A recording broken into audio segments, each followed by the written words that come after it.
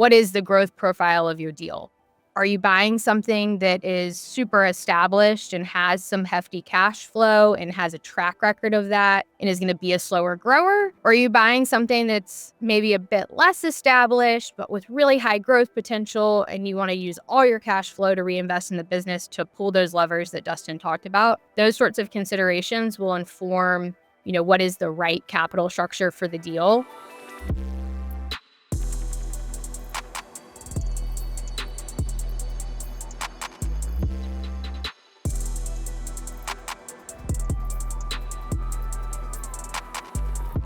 Search Party is sponsored by Avid Bank, Boulay, Mayer Brown, Plexus Capital, and Oberle. The lead sponsor is Next Coast Legacy. Hello and welcome to Search Party. I'm David Snow, your host. And today we're joined by Katie Walker of Plexus Capital, Mark Mullins, a management consultant who works with private equity and venture capital firms, and Dustin Sellers of Next Coast Legacy, an ETA investment firm. Everybody, welcome to Search Party today. I'm looking forward to delving into a great topic with all of you. And the topic is, as soon as you become the CEO and an investor in a lower middle market business, you need to get the ball rolling with operational improvements. Sales and marketing is huge among these and one that's often overlooked. And you're often working with a company that now has leverage. We have with us here people who can speak to every part of the ETA journey. Dustin, you are a former ETA. You found, acquired, improved, and sold a lower middle market business, and you now invest through Next Coast Legacy in these kinds of businesses, and you have a broad network of partners that you work with to add value and create wealth. Talk about how important it is upon acquiring a company and stepping into the role of CEO to really hit the ground running right away with operational improvements. When we say hit the ground running, it starts with the pro forma that Katie and myself invested in, right? So they put a pro forma together, and the moment that you're in the seat, you realize that the Excel spreadsheet is no longer manipulable, and it's now the operations that are driving the return profile. And I think for a lot of CEOs, first-time CEOs, they're sitting in that seat, they start realizing that the levers that we talk about and the growth levers and the factors of what it takes to create a return profile that fits within the parameters of what we invested in is actually really hard. And that it's going to take time because you're dealing with people and you don't necessarily haven't uncovered through your diligence all of the factors that are impediments to that growth. So that comes at you very quickly. And I can't tell you how many times I've been 6 months in on our second board meeting, and the team is quite honestly woefully behind on year one on their pro forma. And they're a bit deer in the headlights because they have not thought about growth enough as it relates to what were the real factors that were going to drive that. The bank doesn't care, right? And your investors don't care. I'll chime in there. I think that's such a good point, Dustin. Doing really targeted diligence to come up with your pro forma before closing so that you've got the plan at closing is so important, and being focused on it and understanding what moves the needle and what doesn't, but also this concept of first, do no harm. I think sometimes we run into cases where there's a lot of levers out there and a lot of opportunity, and without the right focus, it can present meaningful risk too. So I think that discipline is important as well. Well, I'm anxious for Mark at the appropriate time to talk about him coming in and saving our ass at ProService early. This is, dating Mark by the greatness in his beard. I think I put something in there. But we worked with Mark early in focusing, to exactly Katie's point, on a short list of the growth levers and repurposing our sales team to create that growth early on. Katie, talk a bit about the fact that in addition to many of these ETA searchers becoming a CEO for the first time, many of them are operating in a leveraged environment for the first time. And in fact, the companies that they acquire often are taking on a degree of leverage they have not previously taken on. So companies taking on debt for the first time, operators operating for the first time, operators operating in a levered environment for the first time. It's a lot of firsts. It's another set of obligations that are really important to pay attention to, stay on top of, and overly communicate about, because you're taking on debt. You've got a lender. There's going to be covenants involved. There's going to be financial reporting involved. These are serious obligations that, if not treated with that level of gravity, can become problems for the operator in the business. The top consideration is just what is the growth profile of your deal? Are you buying something that is super established and has some hefty cash flow and has a track record of that and is going to be a slower grower? Or are you buying something that's maybe a bit less established, but with really high growth potential, and you want to use all your cash flow to reinvest in the business to pull those levers that Dustin talked about? Those sorts of considerations will inform, what is the right capital structure for the deal. And the things to consider beyond the obvious interest rate or cost of capital are how tight are your covenants going to be and what can you do with that cash flow? Are you going to be required to send it all to your lender to pay down the debt? Is there going to be a cash flow sweep? Is there amortization? Or do you want to make some trade-offs around cost of capital and flexibility so that you can be more aggressive with that growth? I think that's really the chief focus when you're structuring a deal. And when you get into the deal, I always just say like communication is 1, 2, and 3. I know that probably sounds cliche, but a lot can be resolved with communication. And so, staying really close with your lender, making sure everybody's on the same page about what's expected goes a really long way. I wanted to echo something that Katie said early, which was the, do no harm and know your growth profile. The reason that these businesses don't have a lot of leverage is for all the reasons that Katie just said. Debt is a different instrument. It's a different animal. It's not a great animal for someone that doesn't fully understand it. It can be very dangerous. But most importantly is knowing your growth profile. And kind of that's what I want to get into today, right, David, is like, do you understand? And I'm surprised how many of our searchers don't. They step into the business and they see the 10% per annum that's been there, and it's kind of just baked in there, and they listen to the previous owner tell them about it, but they don't really actually understand the levers, and they get in there, and a lot of the time, those levers aren't what they think they are. The precursor to that is better diligence of understanding how your business is growing and how you don't screw it up when you get in there, and how you slowly make it better once you're in there. Mark, talk about the range of reactions you get when you sit down with perhaps a first-time CEO in the ETA world. They're just getting their plan together, or they think they're getting their plan together. What do you often see as being some areas that they need to be educated about fairly quickly? Very good question. Usually you start with an entrepreneurial diagnostic and go into this brand new CEO that is really incredibly good at analysis of everything, but why they're not selling enough, or even more importantly, why they're selling what they're already selling. They don't necessarily understand that sales team. They understand everything else.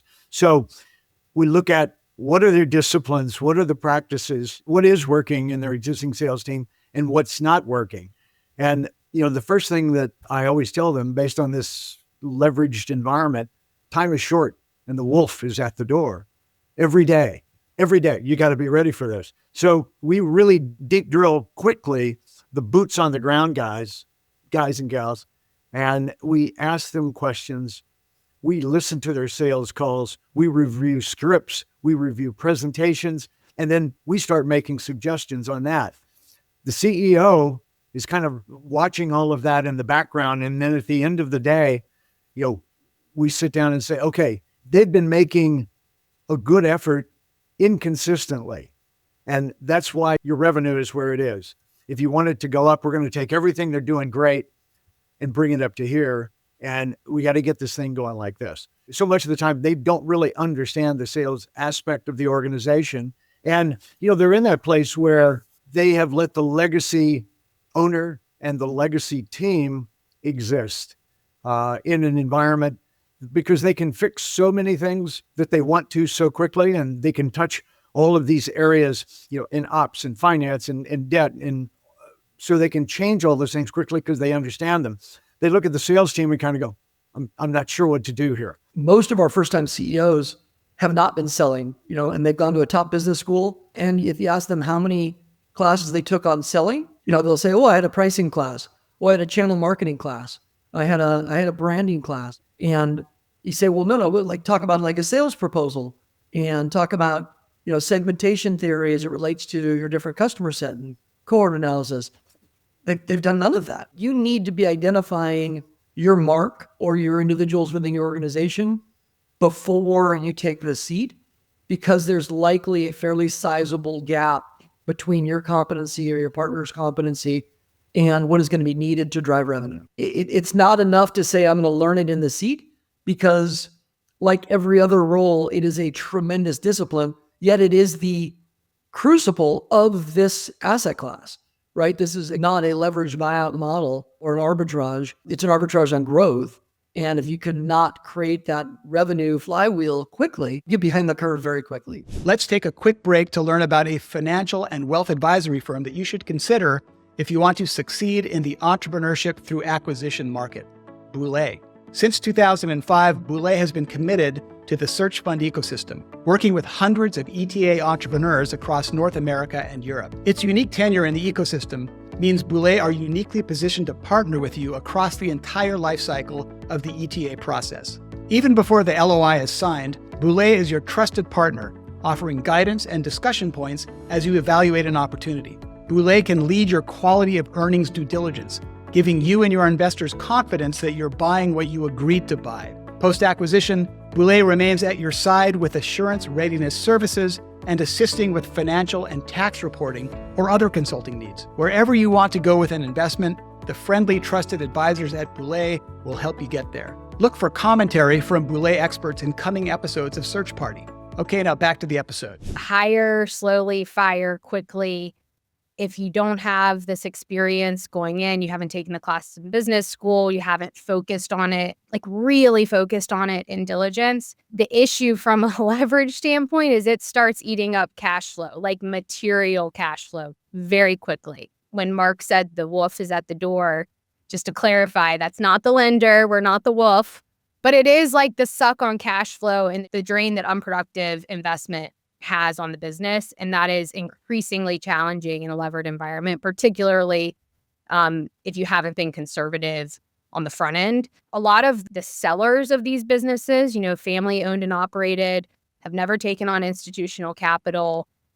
They may have some 20-year track record of average 10% growth or average 5% growth, but that is not a strategy. It's really hard to discern what drove that growth historically, and counting on it on the go forward is effectively employing hope as a strategy, which I know nobody would suggest. Katie, quick follow-up question for you. Help us understand the underwriting process for leverage. And when you look at a company, to Dustin's point about every company kind of needing a different way forward, do you underwrite with the expectation of an investment in, for example, growth, sales, marketing, and you allow for that leeway? Just one kind of contextual point to set the table for the listeners. There are groups out there, Plexus being one of them, but plenty of others as well, that will play in both the debt and the equity. These are more like private credit, not non-bank lenders who are going to be more unitranche mezz type pricing. And that's an interesting consideration here because you end up with a lender who's also invested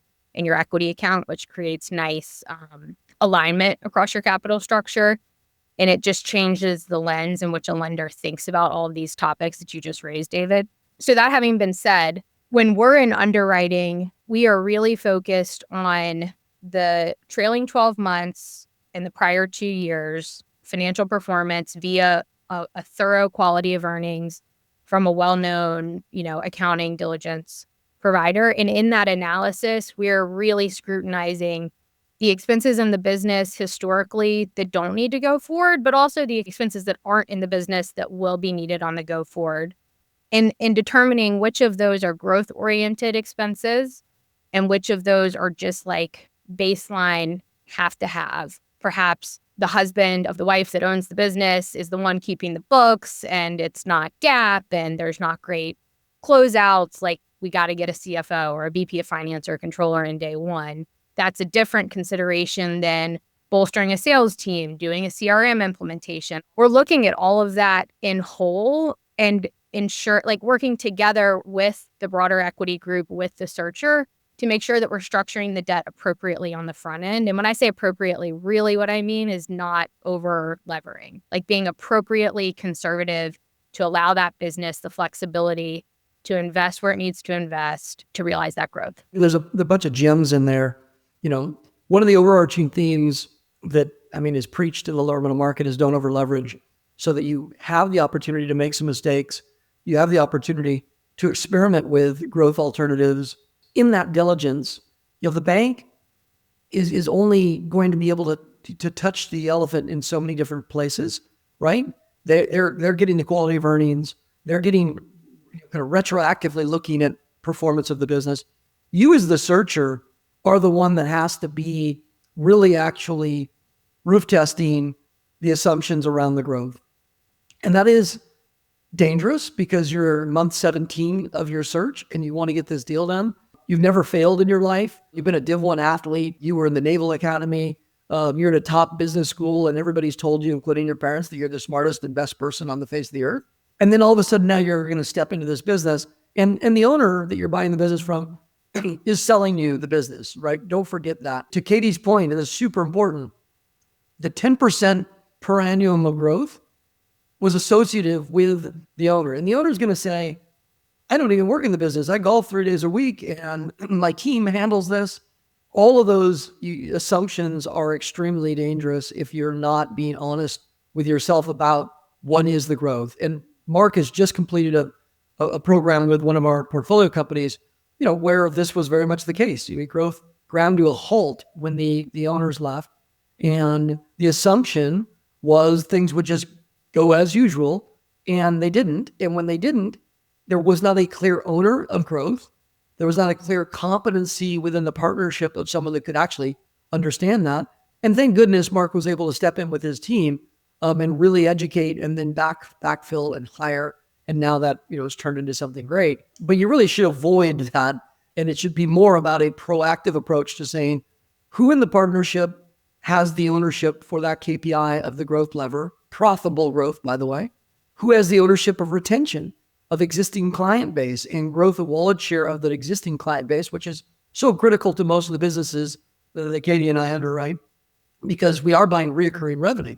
And if that reoccurring revenue isn't as stable, you're going to have that erosion of that profitability very, very quickly as well. There's nothing worse than running in place, right? Getting the growth level working on the front end, but having some of your most legacy, high profitable clients falling off because you missed something in diligence there. Question for Mark. Mark, to what extent is, I guess, the blind spots that some new CEOs have around the sales and marketing function, to what extent is that people-driven? They see a team, they assume the team is responsible for the previous growth, and so why not stick with the same team going forward? Not to mention it's a real pain to swap out, and people that are central to an organization. So what do you typically see by way of human capital? So much of the time you're seeing legacy people in these positions, legacy sales team, legacy managers. One of my first questions is always, is that person an A player? Is that an A player? Is that an A player? And then, we look at each individual and say, what's it going to take to make them an A player? Will they ever become an A player? And many times the answer is no. And so then that's the first big shock. The second shock coming after the funding and after the selling to the PE firms is they've got to stop thinking in terms of spreadsheets revolved around fundraising and board decks. And they have to start talking about, positioning and packaging and presenting. And this is the first time they've really ever had a serious conversation at that level, because they've always been so busy up until this point getting this far. The surprise, I think, for the CEO more than anything else is, oh my gosh, I never thought this far into the program. Once they realize they can't fix it, then my job is a lot easier. It's like being the third realtor trying to sell a bad house. The third one always gets it done. Once you're actually running a sales team, you realize you know nothing about sales, right? You don't know anything. You don't know how to put a proposal together. You barely understand pricing. You certainly don't understand really the core value proposition of your business yet. Growth is about sales, right? It's kind of like awe-inspiring when we find out that the searcher is actually competent there. And when we see that in a second or third board meeting, we know we've got, a 3x return profile because they're already focused on the right things there. Yes to everything. And also super confidence building and credibility building is bringing in help, like identifying your own weak spots. We don't expect perfection or some level of professionalism when you haven't done anything before. But we also expect, the appropriate level of humility to recognize that and to bolster. Mark, I did want to just ask you, though, how to use data, reporting, metrics to one, identify if someone's like transformable, and two, to know when to cut bait versus when you're on the right track with that transformation. It doesn't necessarily revolve around numbers. We'll go in and say, here are the 10 things they should be saying. And if they haven't said all those 10 things, then we give them those 10 things. And then can they say them again? And they'll say they're saying them, but they don't. And so there's a certain point where someone is good, but they're not great. And you can tell them how to be great, and they either pay attention or they don't. And so that's kind of where you're able to determine, are they going to make this cut? And can they go to the next level? What's the drop dead time? 6 months, 12 months, 3 months? Well, I think 3 months is a really great time to walk in and start having the conversations. Unfortunately, sometimes the CEOs aren't ready at 3 months because they've been so busy doing everything else. And there's a lot of silver bullets out there that they can do. I am consistently saying, you don't have that much time. You got to act quicker. This is a really important point, right? I want to pound this for the searchers. If you don't have someone on your board that understands revenue and growth, right? If you've built your board with kind of more corporate types, private equity types, someone that just loves you, that was your previous boss, whatever, and you don't have someone that actually can help you through the process of identifying A players, may even help in the recruitment process, help you identify finding your mark in those environments, you're putting yourself at a big disservice. This whole model is built around growth and profitable revenue growth. And you don't necessarily have the competency on your own to hire a great director of sales or a great business development manager. These competencies are quite honestly going to likely be foreign to you and your partner. A case in point, I just had a call from a CEO 2 days ago who was stress testing his analysis of a candidate to run his sales organization. And he just said, I've got some concerns. That was a great reach out. I was able to give him 5 points that made perfect sense for that's not the guy. Hiring is the most critical thing he's going to do for his whole operation this year. If I were to try to identify the top 3 or 4 characteristics, attributes, or just strategies that get employed at successful businesses by successful searchers, the first one, I know it's repetitive, but the first one has to be quick to take action. Humility as well. I think another one is just having the discipline, which should start in diligence, to really hone in on, the ideal customer profile. In a lot of situations, leaders are trying to go after the sales lever without great clarity on what or who the ICP really is. And then the last thing that breeds a lot of confidence with us is just someone who's demonstrated the aptitude to identify what the right reporting metrics are. Reporting data for the sake of reporting data can get really noisy and be really distracting, but identifying the top 1, 2, maybe 3 KPIs to measure the sales effectiveness, which of course is Mark's specialty, I think is really important, and it's a lot harder than it sounds. The searcher that comes into the setting the most aware of their limitations and the most willing to bring in resources quickly that are competent in those areas of gap, we find to be order of magnitude more successful quickly in their growth and their pro forma achievement. Yes. One folks that do not listen to their board and fight those gaps by saying, we'll go analyze that again, we'll fix that, invariably, find themselves a quarter to 2 quarters behind very quickly because they didn't hire quickly, they didn't fire quickly, they didn't make the changes. I totally agree. I would much rather be in a board meeting where the board says, okay, hold on, let's take a beat. Let's see, is this something you can do? Let's see if you have the right trust in yourself. Maybe we shouldn't bring somebody in here. I'd much rather that be the question that's being asked than the board having to help a leader have that humility, because it's a lot harder to go in that direction. And that's where Mark and I chuckle, but it's kind of gallow humor, is that I rarely actually am able to engage him early, right? When he should be engaged. Yeah. It's usually as the third realtor. Yeah. Another really important takeaway here, again, speaking directly to the searcher, is you bought a great business at a great price in a great market that is growing, has historically grown. You're not being asked to come in with a McKinsey, BCG-esque sales strategy or marketing strategy. This is all blocking and tackling we're talking about here, right? This is rehiring the right people, creating a comp structure that is correct, looking at, upgrading key elements of your outbound brand distribution strategy, whether that is a CRM model or just better email and better messaging. Like think about our team down in Charlotte, Mark, having those guys listen to the sales calls and just be like aghast, right? The people were in the other room, but they never listened to the calls. But like all of a sudden, they in one day of call listening, they were like, "We're that bad?" Right? And this is like 6 months into running their business.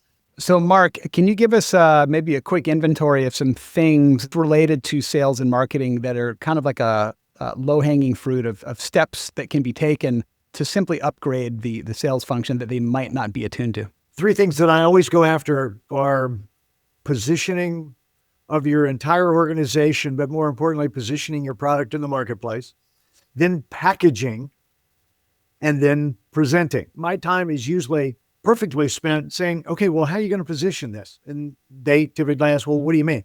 Well, how do the competitors position? How do you want to be positioned? What are you saying to the customers now?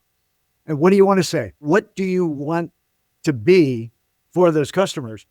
So that positioning is a 10-step process that you go through, and it should be written in stone. And that's what every single person in the organization ultimately knows. Well, here's what our product is. Here's how we would do it. And this is our position in the marketplace. Boom, boom, boom. Mark, we went through this exercise, right? And both Ben and I told Mark the customer was going to tell us that they wanted a full service back office HR organization that could solve all their problems. And what the market was actually buying from us was cheap work comp. And there was a pretty big gap between cheap work comp and the fact that we wanted to be a full service back office HR support solution. And Mark's honest answer back to us was, well, if you go out there and tell them you want to be a full service payroll, benefits, whatever, they're not going to buy anything from you because that sounds expensive and that's not what they're buying from you now. So we need to create a value journey to get to a place where they eventually buy what you were saying you want them to buy, but throw away what was in the PowerPoint deck to your investors. And here's the reality of what customers are actually buying from you. Many times that positioning is repositioning. And then the packaging is so critically important. Another 10 steps come in. What does your website look like? What are you saying? What are the follow-up letters? Creating the differential advantage at every level is something that CEOs understand. They don't execute typically. The last part of that, I'm just a fanatic about presentation. Many times the CEO will say, just a phone sales person. No, it's not. That's the person who's representing you.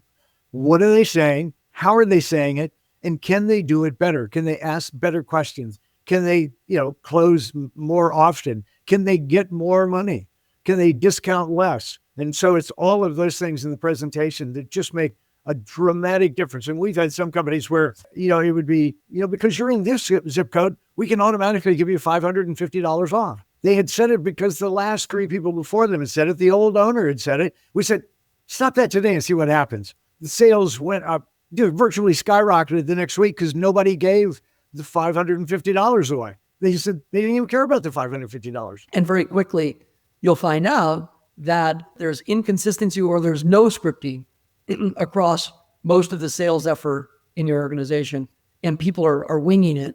And in business services, you can get away with that a bit because it's a less professional sale, so to speak, right? It isn't direct to consumer right off the bat. It's a slower consultative sale, but it's just as corrosive. Katie, you made a good point about post-acquisition. Many of these ETA-backed companies need a new CFO. So I would imagine that in the budget, there's a plan to upgrade the finance function. Do you ever see underestimation of how much is going to be required by way of investment to improve a sales organization? Oh yeah, all the time. Mostly because there's missed opportunity to even identify with any sort of discipline or specificity what the levers are and how you're going to get there. And without that, I'd fully expect the estimates or the budgeting to be off. One of the things that Katie said early just resonated. Hope is not a strategy. I want a shirt that says that. Yeah. But the number of times that, you ask a very, very qualified searcher, okay, so why has this business been growing? Like, it's been growing great. Well, why? Well, because, it just grows on its own. It's word of mouth, and it's just got it. It's going to keep doing it. Brand. It's the brand. It's just they're the number one in the marketplace, and they've just got the best product. That, quite honestly, has been regurgitated directly from the seller to them, and they just put that into a PowerPoint and they're selling that to their investors. If there's anything to take away and close with, is really understanding, is this replicable growth, right? Just because it's contracted growth, right? Just because you have the contracts there doesn't mean that you have certainty of what is going to create the pro forma growth that you've got in your PowerPoint. Excellent. Well, Mark Mullins, Dustin Sellers, and Katie Walker, thank you so much for sharing your expertise with us. And I hope I can have you all back on a future Search Party program.